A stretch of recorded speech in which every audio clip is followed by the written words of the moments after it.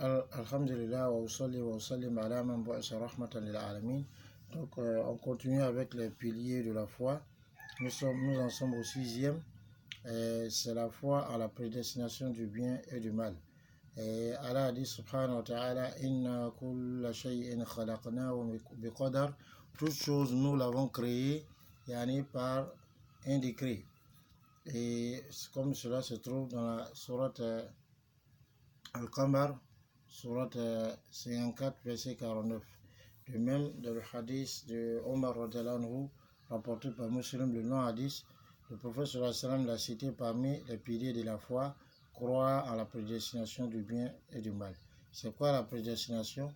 C'est taqdirullah ta'ala lil kainat hasaba ma sabaka ilmuhu wa qtadat hikmatuhu. C'est-à-dire, c'est l'estimation, l'évaluation qu'Allah fait subhanahu wa ta'ala des choses qui existent et conformément à ce que sa science précède et conformément à ce que sa sagesse implique. Et la foi en Allah subhanahu wa ta'ala implique 4 choses. Premièrement, le fait qu'Allah subhanahu wa ta'ala connaisse toutes les choses en global comme en détail, les petites comme les grandes, celles qui sont apparentes, celles qui sont cachées. Comme Allah subhanahu wa ta'ala dit, وَعِنْدَهُ مَفَاتِحُ الْغَيْبِ, c'est auprès d'Allah que se trouvent les clés de l'invisible. لَا يَعْلَمُهَا إِلَّا هُ, personne ne connaît ces clés de l'invisible en dehors d'Allah subhanahu wa ta'ala. Une autre chose,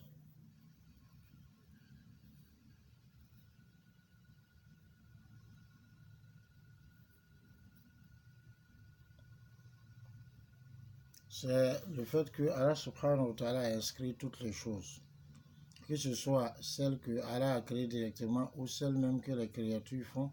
C'est Allah subhanahu wa ta'ala qui a fait inscrire toutes les choses. Et cela est dans le hadith de Muslim où Rasul dit sallallahu alayhi wa sallam, Allah subhanahu wa ta'ala kataba maqadir al-khalaiq, il a inscrit les décrets des créatures 50 000 ans avant la création des cieux et de la terre. Le décret des créatures 50 000 ans avant la création des cieux et de la terre. Et comme Allah subhanahu wa ta'ala a dit, il connaît ce qu'il y a dans les cieux et de la terre et sur la terre. Inna dhalika ala Allah yasir. Cela est facile pour Allah subhanahu wa ta'ala et tout se trouve dans un livre bien gardé auprès d'Allah subhanahu wa ta'ala. Une autre chose, c'est de croire au fait que tout se passe avec la permission et l'ordre d'Allah subhanahu wa ta'ala. Mais cela n'empêche pas que l'être humain ait un choix et une volonté. Et c'est à ce sens qu'Allah subhanahu wa ta'ala a dit وَمَا تَشَاءُونَ إِلَّا أَن يَشَاءَ اللَّهُ رَبُّ الْعَالَمِينَ. Vous ne voulez quelque chose sans que le Seigneur des mondes ne le veuille. C'est-à-dire que la volonté de l'être humain est conditionnée par la volonté d'Allah subhanahu wa ta'ala. La quatrième des choses, Allah subhanahu wa ta'ala a créé toutes les choses. Allah khaliqu kulli shay wa huwa ala kulli shay'in qadir. Allah dit, il est le créateur de toutes choses et il est garant témoin de toutes choses.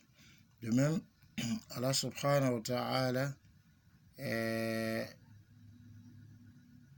il dit Wallahu khalaqakum wa ma ta'malun, c'est Allah qui vous a créé et ainsi que ce que vous faites.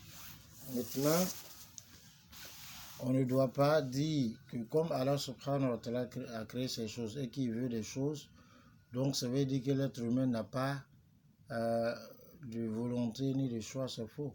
Comme Allah a dit, celui qui donne et qui craint. Donc Allah subhanahu wa ta'ala a attribué à l'être humain le fait de faire quelque chose. Mais en même temps, Allah dit que rien ne pourra se faire, ne pourra se réaliser, sauf ce qu'Allah subhanahu wa ta'ala a voulu. Et parmi les grands bienfaits qu'il y a dans la foi à la prédestination, c'est que le croyant est remercié Allah subhanahu wa ta'ala pour les belles choses qui l'atteignent, parce qu'il sait que ce n'est pas sa force, ni son intelligence, ni rien de sa part, ce n'est pas de son propre chef, c'est Allah qui lui a accordé. De même, il patiente vis-à-vis des épreuves qu'il atteigne et des choses qu'il n'aime pas, et il ne se blâme pas pour cela, parce qu'il sait que c'est ce qu'Allah subhanahu wa ta'ala a prédestiné qui arrive. Ensuite, le croyant donc a cette tranquillité et cette paix interne parce qu'il sait que c'est ce qu'Allah subhanahu wa ta'ala veut qui va se passer et ce qu'il ne veut pas, ça ne va pas se passer. Et des gens sont égarés dans la foi à la prédestination. Il y a les Jabriya et les Qadariya. Les Qadariya, c'est ceux qui nient la prédestination. Ils disent que l'être humain, c'est lui-même qui fait ses choses, celui qui a pouvoir de faire les choses. Et que Allah subhanahu wa ta'ala n'a rien à voir avec cela. Mais Allah subhanahu wa ta'ala demande cela lorsque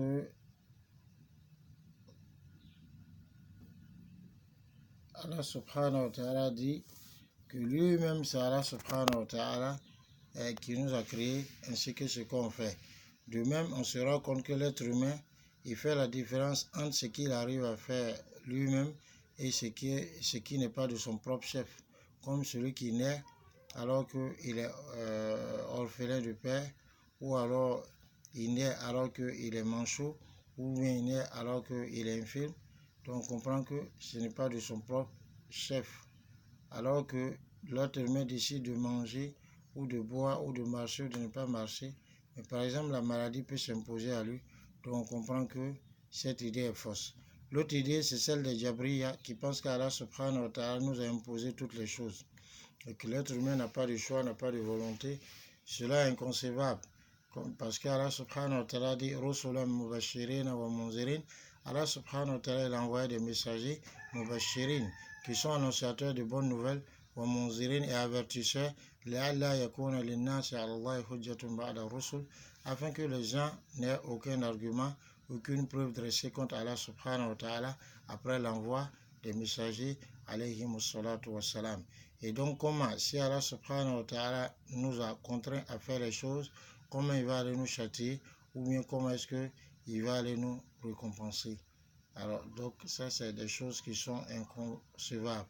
Donc le juste milieu, c'est que l'être humain, il a un pouvoir, il a un choix, il a une décision, seulement la décision finale appartient à Allah subhanahu wa ta'ala. Et donc on se doit de demander l'assistance d'Allah subhanahu wa ta'ala pour pouvoir lui obéir et de lui demander de nous éviter tout ce qui est sa désobéissance. Maintenant, les gens prennent la prédestination comme preuve, c'est-à-dire ils prennent comme la prédestination comme preuve pour justifier leurs péchés, les injustices, ce qui n'est pas normal. Allah dit subhanahu wa ta'ala sayaqulu allazina ashraku law sha'a Allahu ma ashrakna wala aba'una. Et ceux qui ont mécru, ils disent, ou ceux qui ont associé à Allah, ils disent, mais si Allah avait voulu, on n'aurait pas associé à Allah, ni même nos ancêtres, ni même nos grands-parents. Allah subhanahu wa ta'ala dit Qul hal indakum min ilmin fatukhrijuhu lana. Est-ce que vous avez une science à propos de ce que vous dites? Et donc faites-nous sortir de cette science. Il n'y a pas de science. Donc l'être humain, il agit alors qu'il ne sait pas que la chose est prédestinée. C'est lorsque c'est déjà fait qu'il sait que c'est prédestiné. Deuxième des choses, l'être humain arrive donc à faire la différence entre ce qui lui est imposé et ce que lui-même il a le choix de faire. Voilà pourquoi si quelqu'un venait, on lui dit il y a deux voies dans tel endroit, une voie qui est sécurisée et l'autre voie qui n'est pas sécurisée, donc il partirait par la voie qui est sécurisée. Alors, mais si il va par la voie qui est non sécurisée, on va dire qu'il est fou ou bien qu'il est bête. Et s'il vient dire que c'est parce qu'Allah m'a prédestiné cela, donc on va le traiter de fou.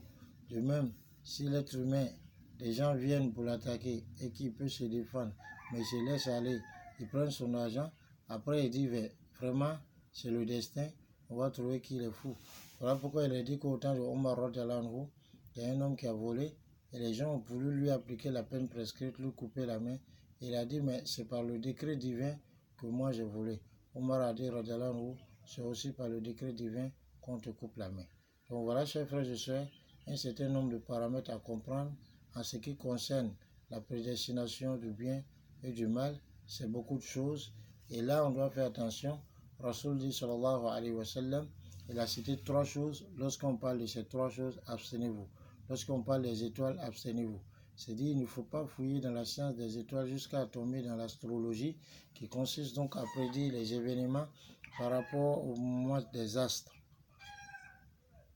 Dire que si tel astre a fait tel mouvement, alors il y aura telle naissance ou bien telle mort. Là, on tombe dans le shirk et dans la sorcellerie, dans le polythéisme. Une autre chose, c'est, il dit, lorsqu'on parle de mes compagnons, abstenez-vous. C'est dit, parlez d'eux en bien. Parce que dans l'hadith authentique, Rasul a dit, sallallahu alayhi wa sallam, par celui dont mon âme est entre ses mains, n'insultez pas mes compagnons, n'insultez pas mes compagnons. Par celui dont mon âme est entre ses mains, il dit, si l'un d'entre vous avait donné en aumône le mont Uhud comme de l'or en aumône, cela ne pourrait atteindre le moud de l'un d'entre eux ou bien sa moitié. Le moud, c'est la contenance de la main d'un homme moyen, et la contenance des 2 mains, les 2 mains réunies d'un homme moyen. Alors, si les compagnons avaient donné cette valeur, ou bien la moitié de cela, et que nous, on avait donné une valeur équivalente au mont Uhud en or, on ne pourrait pas les atteindre. Et troisième des choses, lorsqu'on parle du destin, abstenez-vous, c'est-à-dire ne creusez pas trop dedans, parce que là, c'est le secret d'Allah subhanahu wa ta'ala. Et ça ne veut pas dire qu'on ne cherche pas à comprendre, puisque ça fait partie des piliers de la foi, mais en fait, on ne doit pas exagérer dedans, se poser des questions inutiles, au risque donc de devenir mécréant ou de refuser le destin.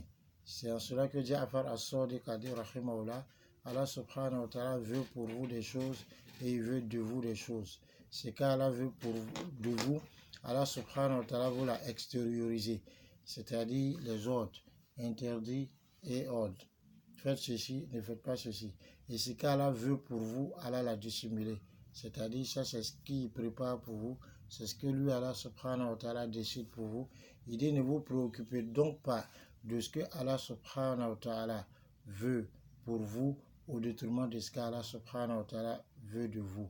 C'est-à-dire, ne vous préoccupez pas de qu'est-ce que je vais devenir, qu'est-ce que je vais avoir, qu'est-ce qui va arriver, au détriment de ce qu'Allah veut, de vous, qui est de l'adorer, de ne pas lui associer autre chose, de laisser ses interdits, de pratiquer ses ordres. Qu'Allah nous accorde la bonne compréhension. Assalamu alaikum wa rahmatullahi wa barakatuh.